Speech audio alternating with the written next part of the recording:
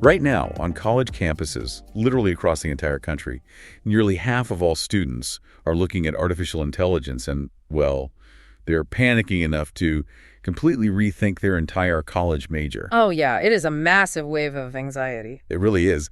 But the craziest part of this, the students who are panicking the most are the ones who are actually studying tech. Right. The ones building it. Exactly. Welcome to this deep dive of the Human Edge podcast by Pitch Success. I'm your host, Maya Chen. I'm a career strategist and a parent of 2 teenagers myself. And I'm Jordan Ellis, a workforce futurist and youth entrepreneurship coach. And for those of you listening today, especially if you're a parent of a high schooler and you're just trying to navigate this totally wild landscape, our mission today is to just cut through the fear-mongering. Because there's a lot of it out there right now. So much. We've got a massive stack of breaking research on the table today. Yeah. We're talking the April 2026 Lumina Foundation and Gallup study, Harvard Business School employment data, the World Economic Forum's Future of Jobs 2025 report.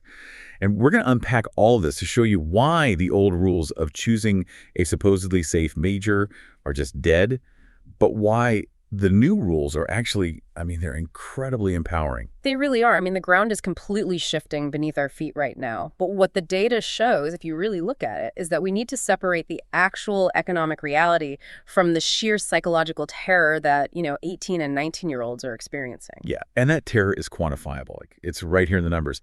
This April 2026 Lumina Foundation Gallup data, they surveyed nearly 3,800 currently enrolled students. And the numbers are just staggering. Oh, absolutely mind-blowing. 47% of them, so almost half, have seriously considered changing their major because of AI's potential impact on the job market. Yep. And 16% have already marched into an advisor's office and officially switched. Right, which is just a massive migration. And the demographics of who is actually moving reveal a lot about where this anxiety really lives. So associate degree students, for example, are highly impacted. Oh, wow. Yeah, we're seeing 56% of them considering a switch, and almost 1 in 5 have already done it. That's huge. It is. And there's also a pretty stark gender divide here, too.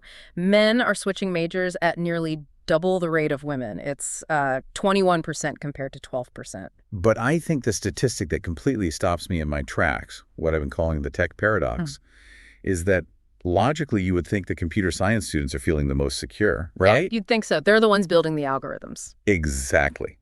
But 70% of students in technology fields have given serious thought to switching majors. 70%. It's just wild. Plus over half of students in humanities, business, and engineering. Basically, the only safe havens seem to be healthcare and the natural sciences right now. So my question is, are they actually seeing jobs disappear, or is this just mass hysteria? It's mass hysteria. It is almost entirely driven by fear and projection, not actual empirical evidence. Courtney Brown, she's the VP of Impact and Planning over at the Lumina Foundation. She pointed out that this whole surge in major switching stems purely from uncertainty. Right, because they just don't know what's coming. Exactly. Think about it. A 19-year-old looks at a generative AI tool drafting marketing copy or, writing Python code in 10 seconds. And they immediately assume their entire chosen profession has just been vaporized. They're catastrophizing. Yes. They are taking a flashy headline from today and projecting it onto a 40-year career without understanding how labor markets actually absorb new technology. It's like watching a whole crowd of people jump out of a perfectly sound lifeboat just because they saw a dark cloud on the horizon. Yeah. Are you making a strategic move or are you just running scared? That is the perfect analogy. They're definitely running scared. But honestly, I have a hard time blaming the students when the colleges themselves are practically burying their heads in the sand. Yeah. If we want to understand the root of this anxiety, we really have to look at the massive disconnect between how students are using AI and how universities are treating it. Oh, the gap between the student reality and the institutional reality is just staggering. So the data shows 57% of students are using AI in their coursework at least weekly. Wow. And about 20% are using it every single day. So it is thoroughly integrated into their daily workflow. And yet, what is the institutional response? Because 42% of students say their school actively discourages the use of AI. Yeah, which is practically half. And 11% say it is prohibited entirely. Plus, over half report a total lack of clear policies. Only 7% say their institution actually encourages its use. 7%, that's practically nothing. If 1 in 5 students is using this daily, isn't a school banning AI today basically the equivalent of banning calculators in an engineering class. I mean, how do they expect students to prepare for the modern workforce if they are literally playing hide and seek with the technology? Well, they can't. It goes way beyond a disservice. It actively harms their employability. And the students, they are painfully aware of it.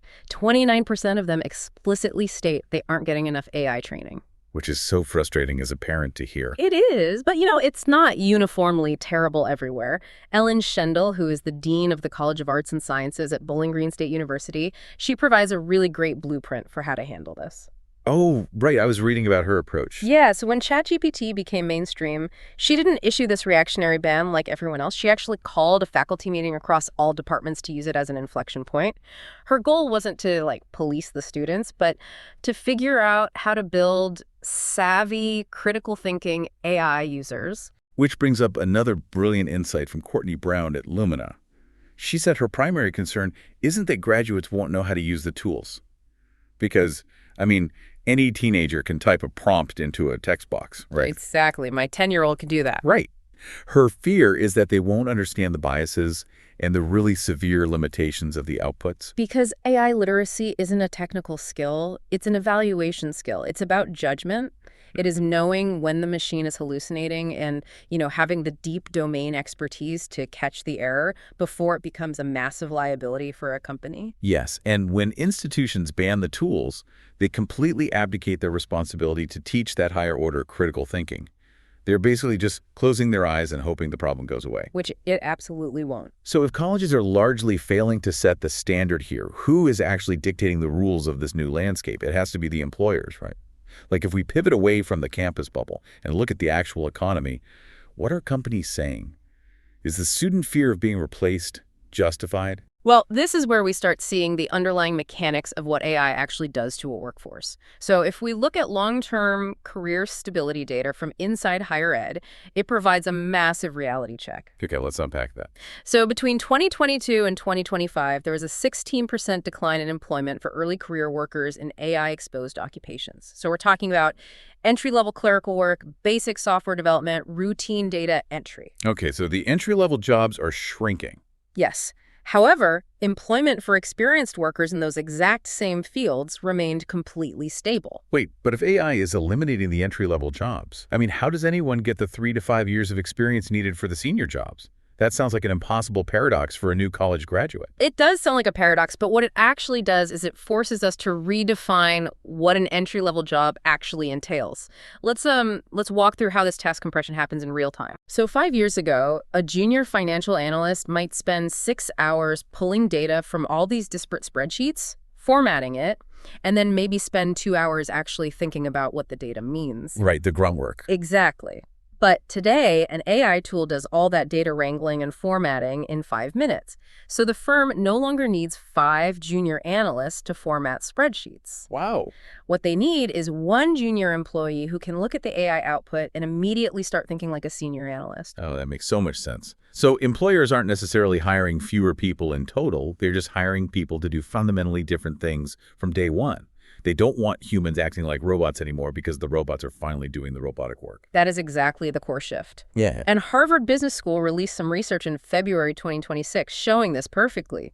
Job postings for structured, repetitive task occupations dropped by 13%. Makes sense. But meanwhile, employer demand for jobs requiring analytical, technical, or creative work jumped by 20%. That is a massive jump. And the World Economic Forum's Future of Jobs 2025 report projects 170 million new roles by 2030, and many of those don't even have titles yet. Which means picking a major based on a job title that exists today is basically a trap. It is completely navigating the modern economy with a 10-year-old map. You have to look at the underlying capabilities. The WEF outlined the top 5 human capabilities that remain universally vital. And those are? Analytical thinking, creative thinking, resilience and agility, AI and big data literacy, and technological literacy. Okay, so for the parent listening right now, the obvious question is how a teenager actually builds that specific combination of skills.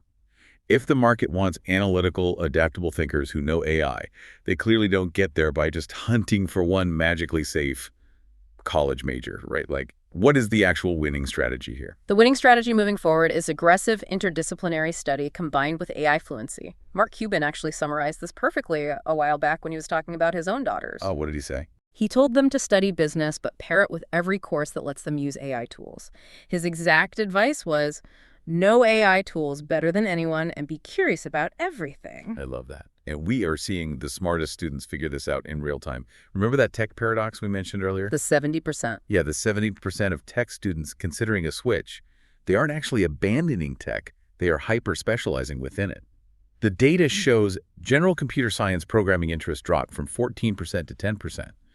But AI specialties within computer science literally tripled, going from 1.7 to 4.7%. That's such a critical distinction. Okay. And we're also seeing a really profound rebound in the humanities, too. Wait, really? The humanities are bouncing back. Oh, for sure. English majors are recovering. Liberal arts programs are starting to integrate data analytics because if a machine can write the boilerplate code and generate the standard quarterly report, the premium shifts to the human ability to synthesize complex ideas, All right. to understand cultural and historical context, and, to apply ethics to corporate decisions. That is fascinating. So it's almost like if a college major is like learning a specific language, say French or Spanish, then AI fluency is the universal grammar that lets you translate that knowledge into literally any industry. It's the multiplier. I love that. That is a brilliant way to conceptualize it. The major gives you the domain expertise, and the AI gives you the scale. Principia Education recently released a guide analyzing this exact shift, and they concluded that the era of a single, perfectly safe major is over. Done. Just doesn't exist anymore. Nope. They strongly recommend pursuing interdisciplinary double majors. So don't just study computer science. Study computer science paired with philosophy, or do engineering paired with industrial design. And, the most elite universities are already hardwiring this into their curriculums. Like, look at Stanford's symbolic systems major. It intentionally blends computer science with psychology, linguistics, and philosophy. Or the University of Michigan's robotics major, which pulls from over a dozen different departments.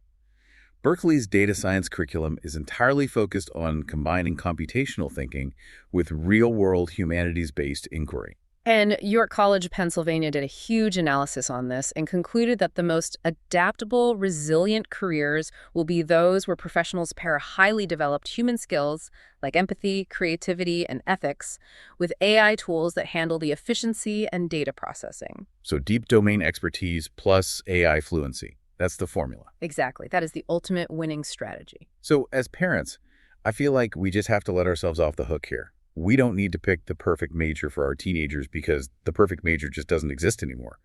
Our job is simply to help them ask better questions, which systematically reduces the anxiety they are feeling. And based on all this research, there are really 5 actionable questions we can use to evaluate any college program together. And framing these as an exploration rather than like an interrogation is so key. Yes, absolutely. So the first question to ask when looking at a program is, does this major build capabilities AI can't replicate?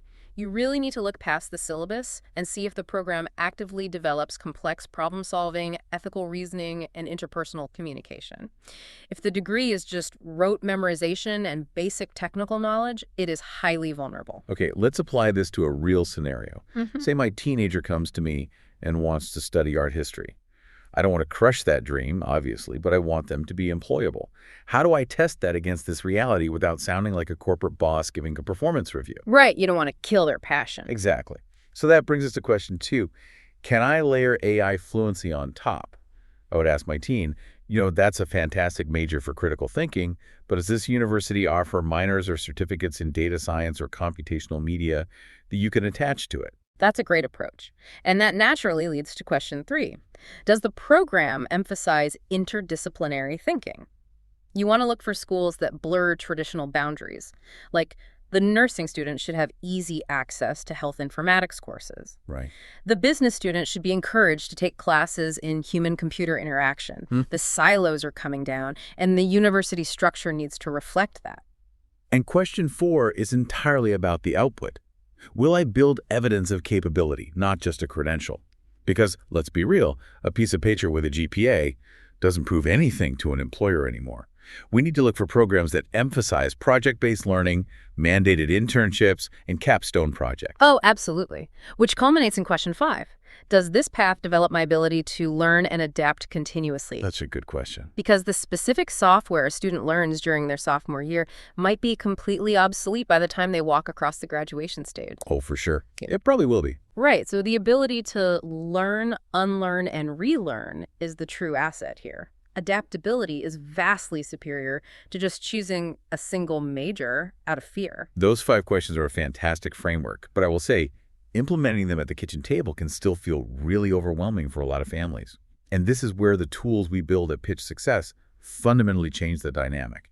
We designed the career and college prep track specifically to help students explore these AI-resilient paths without all the stress of trying to predict the 2030 job market. Yeah, and what I love about it is that rather than starting with a giant, intimidating list of job titles, the Pitch Success platform starts with the student's inherent traits. Yes, exactly. It uses a specialized assessment to identify students' unique strengths across those exact core human capabilities we discussed earlier, the analytical thinking, the creativity, the resilience, and then it maps those human traits to career areas where those specific skills are most heavily valued.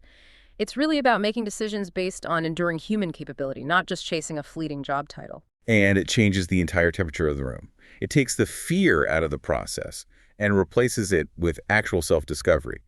I think the biggest takeaway for me from all of this is that the real risk isn't picking the wrong major.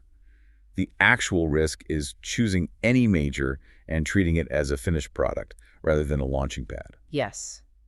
The students who thrive will be the ones who view their degree as the foundation, but who keep building their skills continuously. Right. And that reframing actually addresses the paradox we discussed earlier about the disappearing entry-level jobs. Oh, right. The task compression. Yeah.